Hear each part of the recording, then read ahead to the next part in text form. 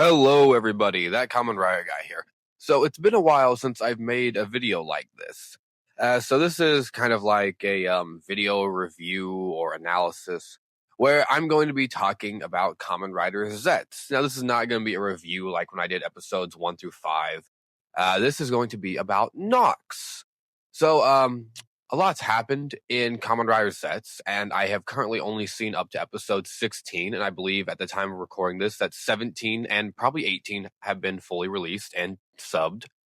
But I wanted to talk about Nox, both as a villain and a character, and why I think that they're not using him to the fullest of his potential, and how I believe they have already ruined him as a villain.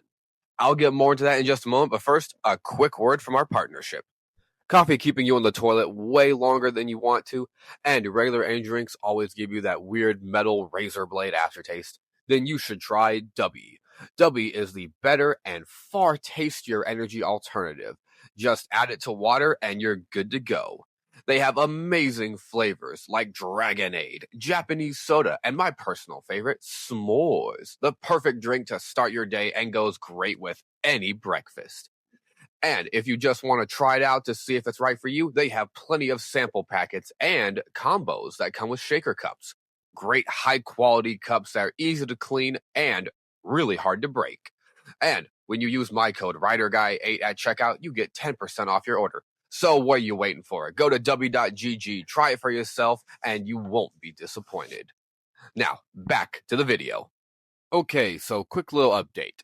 So, because of the recording process and editing and all that, I have seen episodes 17 and 18 of Zeztz now, and my opinion on Nox has not changed. I still do not like him. And now I'm going to go into detail as to exactly what I'm talking about and why I think, as a villain, they've already ruined him.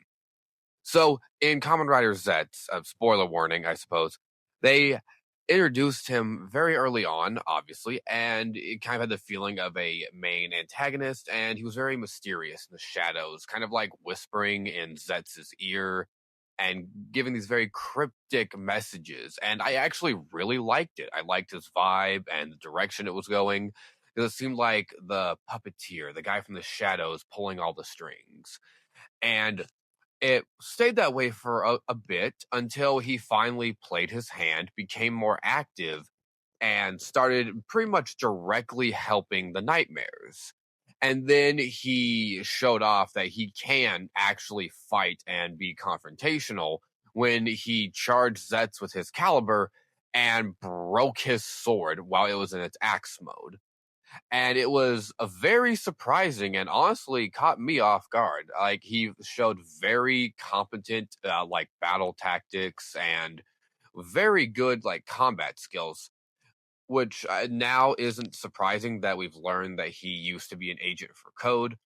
And it went from all of that to him being afraid of his own shadow. So, quick little story summary for Zeztz. Nox got his hands on the recovery capsule, which allowed him to fix his old driver, yada, yada, yada.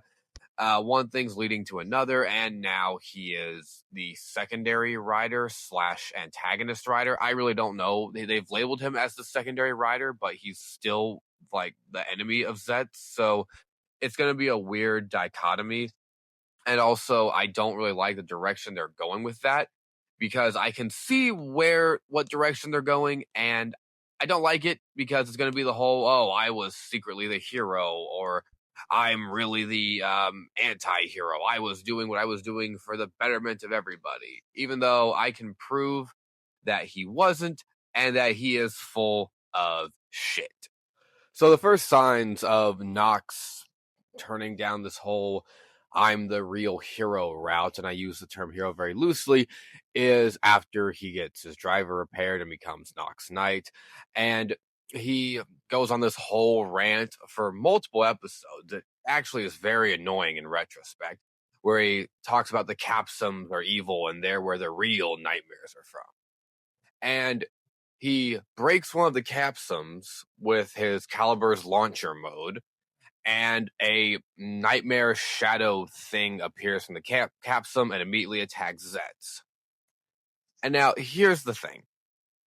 he goes on and on about how Code is the real evil of the world and blah blah, and how he's going to destroy Code because, again, he thinks he's portraying Code as this secret evil organization. But there's a lot of problems with both how he's going about this and how he's portraying it.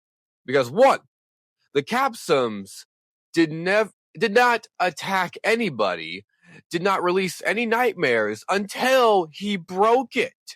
Until then, Zeztz had zero problems. So even if the Capsums are the powers of nightmares, congratulations. That's the oldest trope in Kamen Rider. The oldest trope is using the power of the enemies against them. Literally since 1971.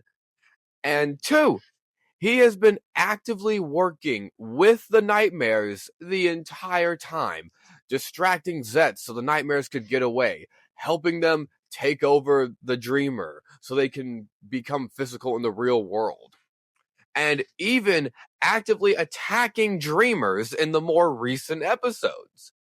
So yeah, Nox is not some vigilante hero, like a misunderstood bad guy.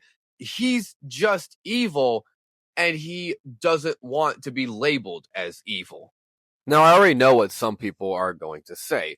Oh, well, it's just the nightmares. There's probably a deeper reason for it. And no, that's not a defense. Because it'd be one thing if these were like just simple little nightmares, like someone wet their bed or they woke up in a cold sweat and scared. But no, we have seen that when the nightmares come true, when a bad dream happens, it has very real effects on the physical world and the people in the world. We saw that in the first 5 episodes of Zeztz.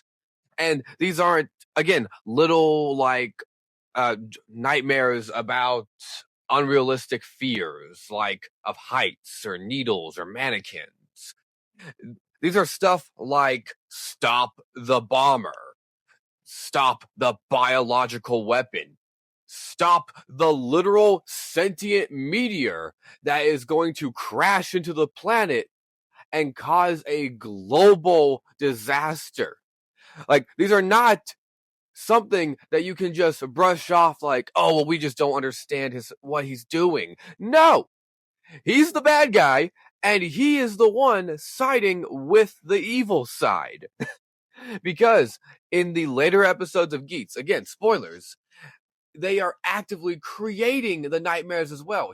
After he wakes up from the nightmare world that he was trapped in, which I'll get more to that in a minute, it is revealed that he has been working with this figure literally just called the woman or the lady. I forget.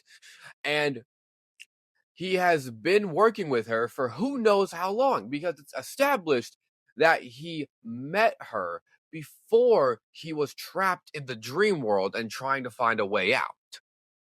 I'm also pretty sure he's the one who kidnapped Nem and has her trapped in the dream world, because also early on in Zeztz, they revealed that he knows where her body is in the real world. There's an end of episode scene where he is looming over her unconscious body. And okay, and back to the whole dream thing. After he can't beat whatever nightmare has been haunting him, Zeztz has to step in and beat it with plasma and the booster capsum. And then there's this whole dialogue back and forth with them. He just goes on and on about how Code is evil. And there's a bunch of symbolic stuff that means nothing, like this weird ring, like this ring of rings that he had on his finger that he abandons in one episode. And I know a lot of people are going to say, oh, but what about the flashback where he was betrayed by Zero?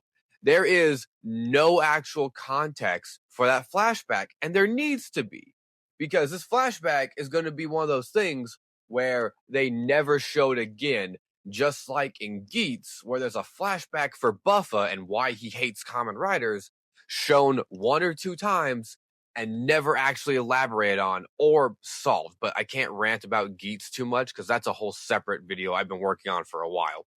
But anyways, Nox, there's a flashback where it's shown that his driver got damaged, probably by a nightmare, maybe the same one that had been chasing him that Zeztz had to beat.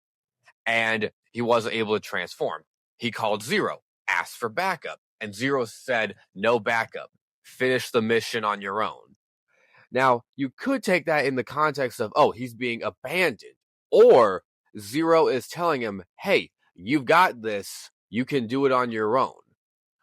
And I have a little personal headcanon theory.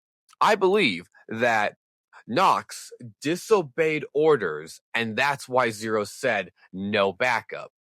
Now, why do I think that? Well, because we see with Zeztz, when Zeztz disobeyed orders, Zero got a lot colder with him, and also left him on his own when he was trapped in a black hole in the dream world.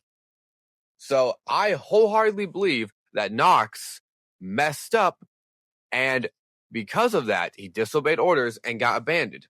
Now you might be thinking, oh, well, that's clearly evil. That means Code is the bad guys. No. You see, this is not like the Desire Grand Prix where it's all run by a bunch of vindictive, evil people who are just in it for themselves and their own personal satisfaction. Code is a secret organization that deals with dreams. How many people would believe you if you told them something like that? And again, the nightmares have very real consequences if they're allowed to just become real. So, it is not that unreasonable that an organization that needs to keep its secrets, secret and out of the wrong hands, that when an agent disobeys orders or even potentially goes rogue, like Nox inevitably did, that they need to make sure that those secrets won't get out, which is actually a very real thing that organizations in the real world do. And as we can see, Nox showed he couldn't be trusted, so I believe that's why the organization either didn't try to get him out of the dream world, or they left him on his own to fix his own mess. Now, I'm sure that as Zeztz goes on, more and more is going to be revealed, and because it's a habit with the director, he'll do the whole thing where Zeztz is going to be probably eventually vindicated, or he'll turn around and be like, aha, I was the secret agent for Code all along. I was pretending to hate them so I could get the upper hand on the enemy. And if that does happen, it's going to be unbelievably forced, half-assed, and just cringe. But yes, that has been my thoughts on Nox, how he started as a great villain, is now a terrible villain, and they're going to go the route of the anti-hero, and it's going to be horrible, because it's already horrible. And that'd be one thing if he was just owning up to it. Like, if he was an agent that just got sick of always following orders, of always doing whatever he was told, and wanted to be the one in charge. Honestly, yeah, that would make such a better character. Because then he doesn't have to forcefully justify his actions, and he could just own up to it. Like, yeah, I didn't want to be like the grunt. I didn't want to be a grunt. I wanted to be the guy making the decisions. So now I'm the one with all the power. My last note. I hate his new suit. The white and blue. It looks awful. The driver's not really that great either. I don't like the whole spinning thing, and the capsums for it. The images when they pop open are kind of cool, but I don't like their weird bulky design. I think the spinning capsums are fine. And yeah, I don't like it. It looks like one of those. It looks like a suit made from melted Crayola crayons. I'm not gonna lie. And its whole power with shadows makes no sense because nothing about that suit screams shadows. And that is my overall thoughts on Nox. And a little bit of a rant here at the end. I apologize, but I feel like I said what needed to be said. And again, I want to iterate that all of this is my opinion and perspective. And if you disagree, that's fine. Let me know in the comments what you think of Nox and if you like him or not. Also, no hate at all towards any of the actors because they're just doing what they're told to do. They're performing their characters the way their characters have been written. The way Nox is developed, I think it's bad because the writing for him is bad. But anyways, that's all I got for now. Don't forget to like, comment, subscribe, all that good stuff. Please support the channel by checking out Dubby and using code RiderGuy8 at checkout. I'll see you guys next time, and remember, it's always Henshin time.